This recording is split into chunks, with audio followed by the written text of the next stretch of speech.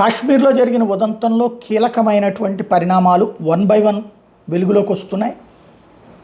ప్రస్తుతం పాకిస్తాన్కి సంబంధించినటువంటి సైనిక అధికారి దీని వెనకాల ఉన్నాడు అన్నటువంటిది ప్రాథమికంగా ఉన్నటువంటి అనుమానం. ఎందుకు అంటే మొన్ననే స్టేట్మెంట్ చూసాం. పాక్ సంబంధించినటువంటి సైనిక అధికారి ఇచ్చినటువంటి స్టేట్మెంటు వాస్తవానికి పాక్ ఆర్మీ చీఫ్ షియా వర్గం వ్యక్తి. అక్కడ సున్నీ వర్గ ఆఫీసర్లకి ఇతనికి పడట్లేదు.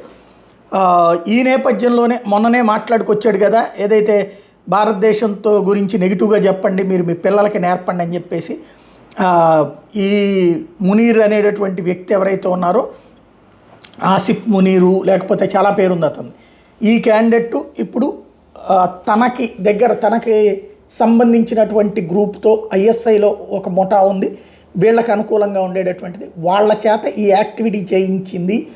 పాకిస్తాన్ ప్రభుత్వానికి ఈ ఘటన తర్వాత తెలిసి వాళ్ళు షాక్ అయ్యారు. ఎందుకంటే అక్కడ పాకిస్తాన్లో అదొక గందరగోళం ఉంటుంది. ఐఎస్ఐలో 3-4 గ్రూపులు ఉంటాయి. ఎవడి గ్రూపు లెక్క వాడు ఎవడికాడు ఫోకస్ చేసుకునేటటువంటిది ఈ నడుస్తుంటాయి. ఇది ఒక ఆస్పెక్ట్. రెండోది వచ్చేటప్పటికి పాకిస్తాన్కి ఇప్పుడు ఏం చేయాలో అర్థం కాని పరిస్థితి. ప్రపంచం ముందు ఏకాకై కూర్చుంది. తీవ్రవాదులే కాల్పులు జరిపారు. వాళ్ళు ఎవరు అంటే పాకిస్తాన్ ఆర్మీలో ఉన్నటువంటి మాజీ సిపాయితో పాటుగా మిగతా 4 కూడా పాకిస్తాన్ వాళ్ళే అన్న సంగతి అమెరికాకి తెలుసు, అలాగే ఇజ్రాయెల్కి తెలుసు, ప్రపంచ దేశాలన్నిటికీ తెలుసు.